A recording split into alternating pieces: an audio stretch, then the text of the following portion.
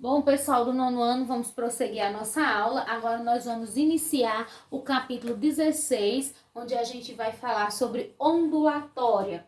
Nós vamos falar, como eu coloquei aqui para vocês, vamos iniciar a nossa conversa sobre ondulatória, porque o capítulo é extenso e a gente vai trabalhar por partes, tá certo? Então, quando a gente fala em onda, o que a gente lembra? De onda do mar, certo? Então, é comum esse pensamento vir à cabeça de todos nós, mas, na verdade, as ondas do mar, elas são realmente parecidas com as ondas que a gente estuda em física, porque elas são originadas a partir do vento que bate na água, e quanto mais forte esse vento, maior essa onda, certo? Mas, no nosso estudo de onda, além das ondas do mar, nós também temos as ondas eletromagnéticas, que são as ondas dos raios do sol que chegam até o nosso planeta para iluminar, as ondas do rádio, da TV, do celular, ou seja, você está usando agora, as ondas do micro-ondas. Então, tudo isso faz parte de ondas, que é o assunto que nós vamos trabalhar agora. Então, quando eu falo de onda, o que é onda para a física? Para a física, onda é uma perturbação produzida por um ponto que se propaga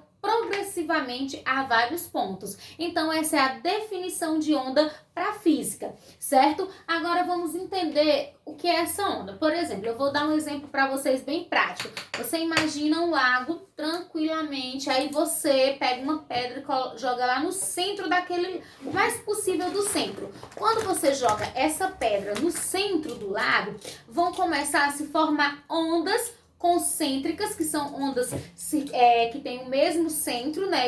E essas ondas, elas vão partir do centro e vão se espalhando até chegar na margem desse lago. Essas ondas são ditas concêntricas porque elas têm o mesmo centro e elas são ondas circulares. Certo? Então, esse movimento de você jogar a pedrinha, aquelas ondinhas que vão ser formadas, aqueles círculos que se formam, aqueles círculos são ondas. E aí, quando a gente fala de ondas, a gente precisa entender alguns pontos. Por exemplo, quando eu falo do pulso, o que é o pulso? É a perturbação, é o que vai causar a onda. Então, no caso, quando você joga a pedrinha, vai formar aquelas ondas, então aquilo ali é o pulso.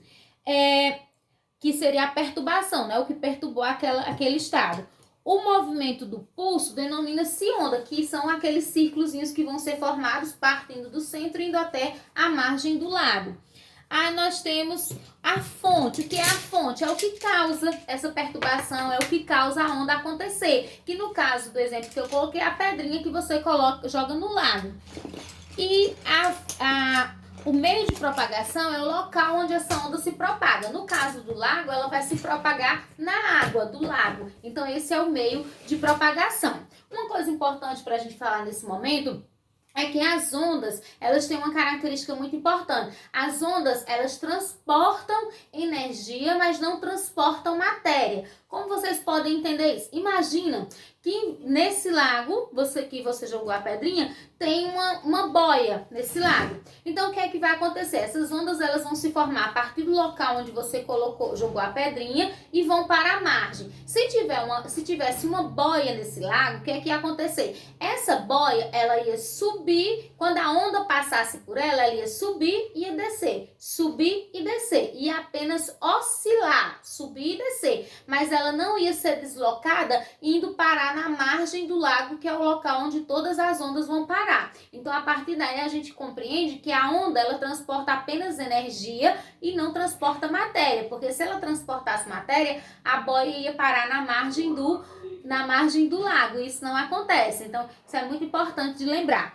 As ondas, elas vão ser classificadas em ondas mecânicas e ondas eletromagnéticas. As ondas mecânicas são aquelas ondas que vão precisar de um meio material para se propagar. Um exemplo, o que eu falei da onda de um lago, quando você joga uma pedra que vai formar. Então, o meio material é o quê? É a água do lago. Da mesma forma, uma piscina, começa a chover. Quando uma gotinha d'água cai na piscina, essa gota d'água vai fazer com que as ondas se espalhem por toda a piscina. E essa é uma onda mecânica porque acontece no meio material. Outro exemplo de ondas mecânicas são as ondas sonoras e as ondas em cordas, certo? As ondas eletromagnéticas são aquelas que não precisam de um meio material para se propagar. Como exemplo, as ondas eletromagnéticas do raio do sol, as ondas de rádio, de televisão, certo? Luz. Então, essa é a classificação das ondas, mecânicas e eletromagnéticas. Mecânicas precisam de um meio material para se propagar. Eletromagnéticas não precisam de meio material para se propagar.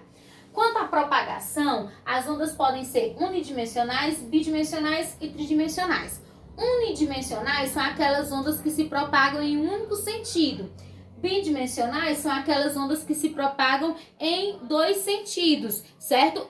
Por exemplo, se você pega uma corda e balança assim, ó, vai formar ondas unidimensionais, que vão se propagar apenas no sentido vertical.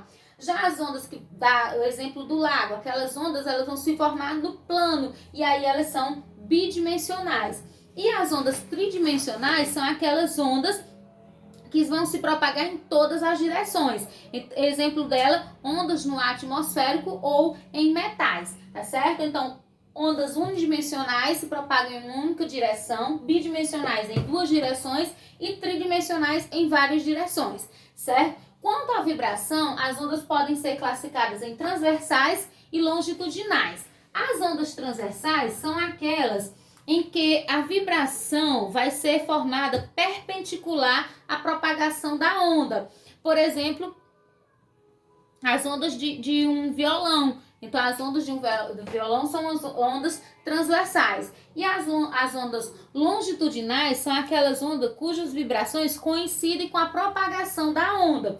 Um exemplo é quando você está pulando corda. Tem duas pessoas segurando a corda, não é isso? E aí a pessoa faz o impulso, né? E a corda começa, a onda começa a se propagar na corda. E você vai pulando cada vez que a corda passa por você. Então, por conta desse movimento da corda, da onda na corda ser longitudinal, é que é possível acontecer a brincadeira de pular corda, que agora me ocorreu lembrar de vocês, né, meninos do nono ano, que no começo do ano a gente via muito vocês lá no intervalo, antes de entrar para a sala, pulando corda bastante, né, isso me deu um momento de saudade agora de vocês, certo? Então aquela brincadeira de vocês de pular corda só acontece porque as ondas em corda têm vibração longitudinal, permitindo que vocês possam puderem ter feito essa brincadeira tão legal e espero que vocês possam logo estar na escola fazendo novamente. Então, pessoal, era só isso.